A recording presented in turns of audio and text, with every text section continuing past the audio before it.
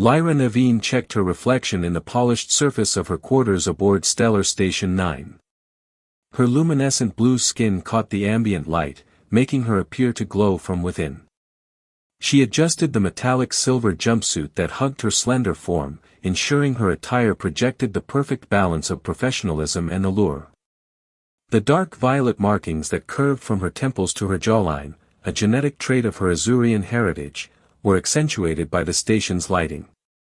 Identity profile downloaded and active, announced her wrist computer in a soft tone. You are now registered as Cultural Liaison Officer Lyra Vex, assigned to the diplomatic wing. Lyra smiled at her reflection. Perfect timing. The communication panel chimed, and the holographic display materialized to reveal the face of her employer. Dakan Morval's features were sharp and angular, his pale green skin stretched taut over prominent facial bones. The markings of wealth were evident in the golden crest adorning his scalp, a sign of status among his kind. Extraction Specialist Naveen, he greeted, his voice carrying the characteristic resonant undertone of the Kalvari species. I trust preparations are proceeding as planned. Lyra maintained her professional demeanor. Indeed. I've established my cover identity and gained access to the diplomatic wing. The target will arrive within 6 standard hours. Excellent. Dakan's thin lips curved into what passed for a smile among his kind. Remember, time is of the essence. The sample must be extracted while it's viable. You've been unusually vague about the nature of this sample, Lyra noted, keeping her tone conversational rather than accusatory. Care to elaborate on what makes human biological material so valuable? Dakan's expression remained unchanged. The value lies in its rarity and unique properties. Our research division requires fresh samples for a project of considerable importance. Beyond that, you need only concern yourself with the extraction and delivery. Lyra knew better than to press further. In her line of work, excessive curiosity rarely paid well. As you wish. The specialized extraction equipment has arrived. It should be arriving at your quarters within the hour. The procedure is simple but precise. The human must be conscious and cooperative during extraction. Lyra raised an elegant eyebrow. Meaning? The sample we require is only produced during moments of physical pleasure, Dakan explained clinically. The equipment will handle collection and preservation. Your task is to ensure the human experiences the necessary stimulation. I see. Lyra maintained her professional composure despite the unusual nature of the assignment. Target information. A data transfer notification appeared on her wrist computer. Commander Jackson Hayes, Dakan continued. Security Chief for the Earth Diplomatic Delegation. Our intelligence suggests he'll be attending the welcome reception this evening. He has no known partner traveling with him, and psychological profiling indicates he has a weakness for exotic experiences. Consider it done, Lyra replied, already reviewing the information scrolling across her screen. The human was physically impressive by the standards of his species, tall with a muscular build, dark hair styled in the short, practical manner favored by military personnel, and piercing gray eyes that conveyed both intelligence and caution. One more thing, Dakan added, his tone dropping slightly. You are not the only specialist we've engaged for this project. Multiple samples are required. This was unusual. Lyra preferred exclusive contracts, not collaborative efforts. Other extraction specialists on the station? Working independently, with different targets. You need not concern yourself with their assignments. The transmission ended abruptly, leaving Lyra with an unsettled feeling. Multiple extractors targeting multiple humans suggested a larger operation than Dakan had implied. Still, the payment offered was substantial, enough to purchase her own vessel and operate independently rather than under the auspices of the mercenary guild. A soft chime announced the arrival of the extraction equipment. The device was smaller than expected, resembling an elegant medical tool rather than the crude collection apparatus she'd anticipated. The accompanying instructions were straightforward: maintain physical contact with the subject during collection to ensure optimal sample preservation. Lyra spent the next several hours studying Commander Hayes' profile, memorizing his service record, personal preferences, and psychological assessment. Humans were relatively new to the galactic community, having achieved faster-than-light travel only 70 years prior. Their rapid advancement and aggressive expansion had made many established species uneasy, though diplomatic relations remained cordial on the surface. By the time the welcome reception began in the station's grand atrium, Lyra had transformed completely into her cover identity. She moved with practiced ease among the diplomats and officials, her fabricated credentials granting her access to the highest echelons of the gathering. She spotted Commander Hayes within 20 minutes of arrival. He stood near one of the massive viewport windows, his attentive gaze scanning the room even as he maintained polite conversation with a portly diplomat. His security training was evident in his posture and positioning, back to the wall, clear sightlines to all entrances. Lyra procured 2 glasses of Terran whiskey from a passing server and approached with measured confidence. "The stars look different from each perspective, don't they?" she offered as an opening, extending one of the glasses toward him. "I wondered if Earth's view of the cosmos feels foreign compared to this." Hayes turned, his expression professionally neutral until his eyes met hers. The momentary widening of his pupils confirmed what Lyra had anticipated: humans often found Azurian features captivating. "Very perceptive," he replied, accepting the drink with a slight nod of thanks. "Though I'd argue it's less about the stars themselves and more about the context in which we view them." Lyra smiled, allowing a hint of genuine interest to show. "A philosophical security officer. How refreshing." "Security requires more than muscle and protocols," Hayes countered, taking a measured sip of his whiskey. "Understanding perspective is the difference between anticipating threats and merely responding to them." Their conversation flowed with surprising ease over the next hour. Hayes was more intelligent and perceptive than his profile had suggested, displaying knowledge of interspecies cultural practices and genuine curiosity about Azurian customs, most of which Lyra fabricated convincingly on the spot. "Cultural liaison seems an unusual choice for someone with your observational skills," Hayes noted as they moved to a quieter corner of the reception. "Your analysis of the draconian ambassador's discomfort during the Chancellor's speech was remarkably astute." Lyra allowed herself a modest shrug. "Perhaps in another life, I might have made a decent security officer myself." "It's not too late to consider a career change," Hayes suggested with a smile that transformed his serious features. "Earth's diplomatic corps is actively recruiting non-human specialists." "An intriguing proposition," Lyra replied, allowing her fingers to brush against his as she set down her empty glass. "Though I prefer to conduct more thorough research before making significant decisions." The subtle shift in Hayes' breathing confirmed her approach was working. "Research is always prudent.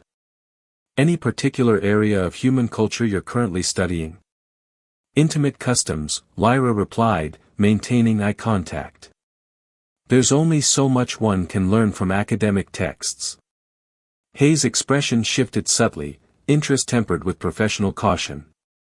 "That's certainly a specialized area of cultural exchange. The most revealing insights often come from personal experience," Lyra continued. "My quarters offer privacy for more in-depth cultural discussions, if you're interested in contributing to my research." She watched as Hayes considered her invitation, noting the momentary conflict in his expression. Professional caution warring with personal desire, a battle she had witnessed countless times during previous assignments. "I wouldn't want to compromise your professional standing," he said finally, though his tone suggested he was seeking reassurance rather than declining. "Cultural exchange is explicitly within my purview," Lyra assured him.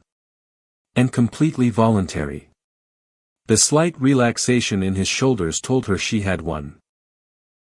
"Then as a representative of Earth, I would be remiss to decline such an opportunity for improving interspecies relations.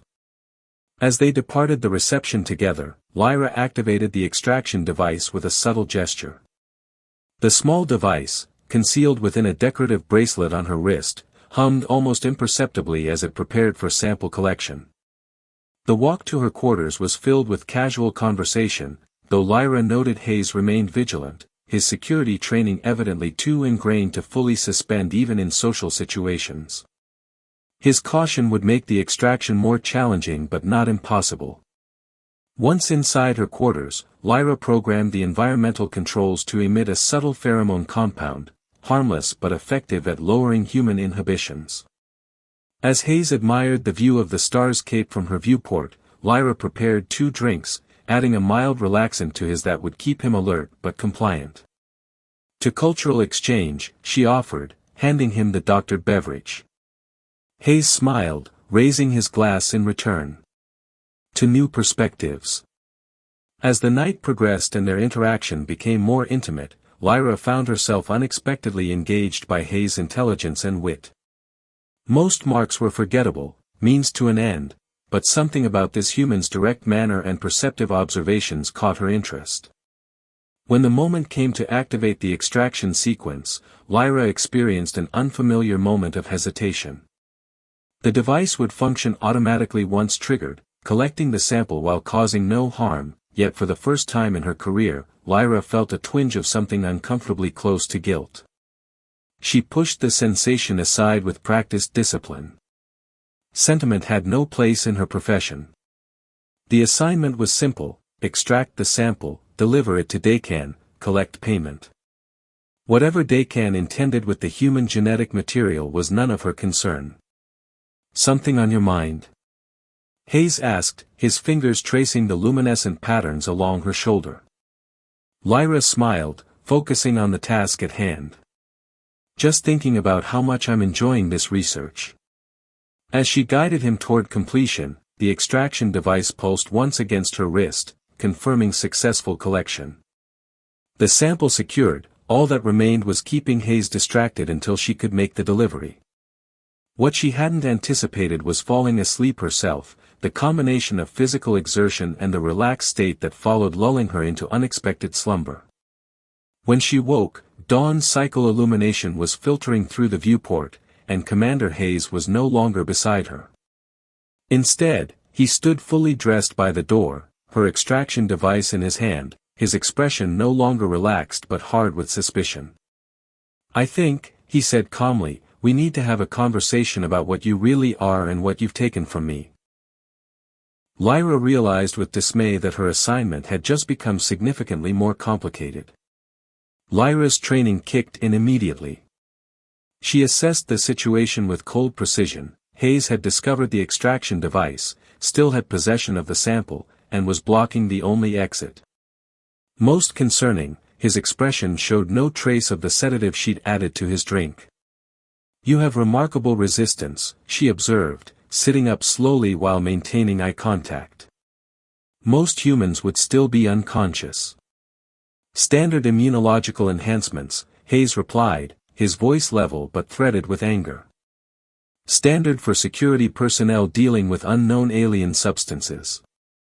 Now, I'll ask again, what exactly is this device, and what have you taken from me?" Lyra considered her options. The truth was rarely her first choice, but Hayes' position and alertness limited her alternatives. She needed to regain control of the situation. "It's a biological sample collector," she admitted, keeping her tone clinical. "And I believe you're aware of what was collected. The real question is why you're so calm about it." Hayes held up the device, examining it with professional detachment. "Because this isn't the first case. 2 other members of my security team reported similar encounters in the past 36 hours. Different alien species, same modus operandi, seduction followed by sample collection." This revelation caught Lyra off guard. Dakan had mentioned other extractors, but she hadn't expected them to target the same diplomatic delegation. It was sloppy, increasing the risk of detection. 3 separate incidents with the same delegation?" she asked, allowing genuine concern to creep into her voice. "That's not coincidence." "No," Hayes agreed, his eyes never leaving hers. "It's coordination. The question is, coordination for what purpose?" Lyra slipped from the bed, wrapping herself in a robe with unhurried movements. Hayes tensed but didn't interfere as she moved to the viewport, careful to maintain distance between them. "I was hired to collect a biological sample," she said finally. "Nothing more. My client values discretion and pays for results without questions." "Your client being?" "You know I can't answer that." Hayes' expression hardened. "You had no problem violating my privacy and bodily autonomy. I think I'm entitled to know why." His words sparked an unexpected flare of guilt. Lyra had completed dozens of extraction assignments without moral qualms, the payment justified the means. Yet something about this human's direct approach and the unusual circumstances made her uncomfortable. "All I know," she said carefully, "is that my client is part of a research consortium. They claim to be studying unique properties in human genetic material."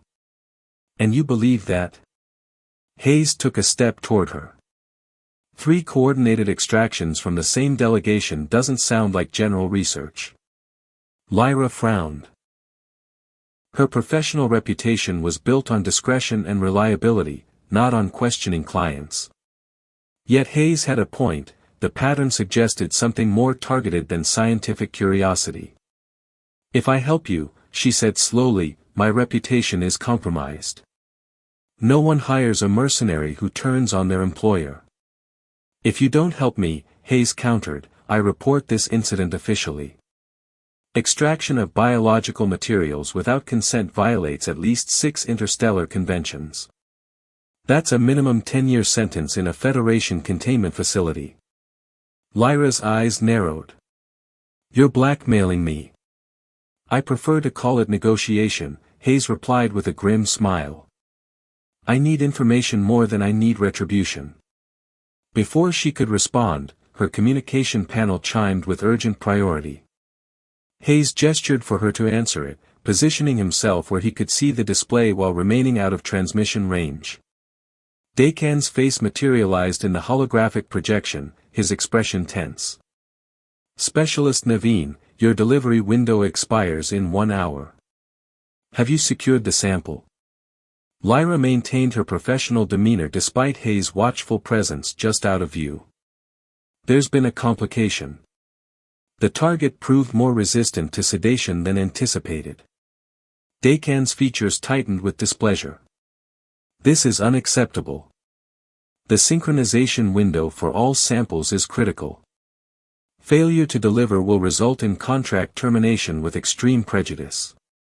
The threat was clear. In mercenary terminology, extreme prejudice meant a kill order. Dakan was threatening to have her eliminated if she failed to deliver. "I require additional time," Lyra insisted. "The security protocols around the human delegation have increased. A rushed extraction now would risk exposure." "You have 3 hours," Dakan replied after a moment's consideration. "Not 1 minute more.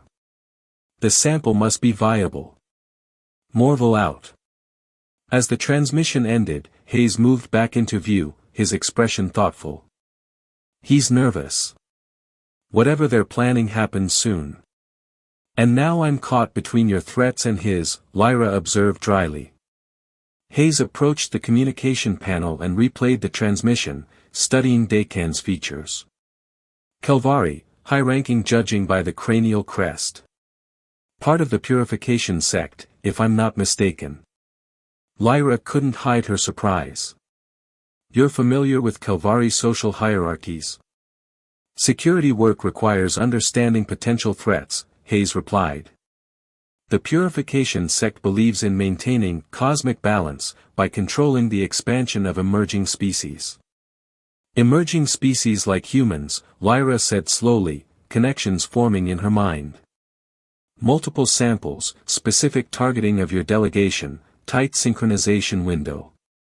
They're developing something that targets humans specifically, Hayes concluded, his expression grim.